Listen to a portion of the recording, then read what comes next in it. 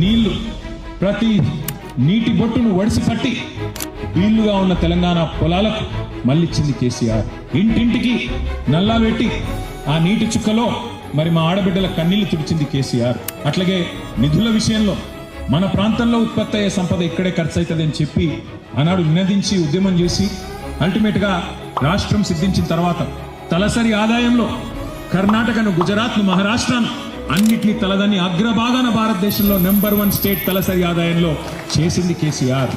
అట్లాగే నియామకాల విషయానికి వస్తే ఇవాళ మాట్లాడుతున్న అర్భకులకు నేను చెప్పదలుచుకున్నాను. 10 ఏళ్లలో 1,65,000 ఉద్యోగాల భర్తీతో పాటు 2.32 లక్షల ఉద్యోగాల భర్తీకి రంగం సిద్ధం చేసిండు కేసీఆర్. భారతదేశంలో ఎక్కడ ఇంత పెద్ద ఎత్తున ఆనాడు నియామకాలు జరగలేదు. ఒక వర్గం కాదు, సబ్బండ వర్గాలు, బీసీ, ఎస్సీ, ఎస్టీ, మైనారిటీ, అగ్రవర్ణాల్లో ఉండే పేదలు అందరి జీవితాల్లో వెలుగులు నింపే ప్రయత్నం చేసింది కేసీఆర్. ఆసరా పెన్షన్ల నుంచి అమ్మఒడి దాకా సంక్షేమంలో ఒక మానవీయ కోణాన్ని, మానవతకు మారు పేరుగా కేసీఆర్ గారిని పరిచయం చేసింది ఆ 10 ఏళ్ల పాలన.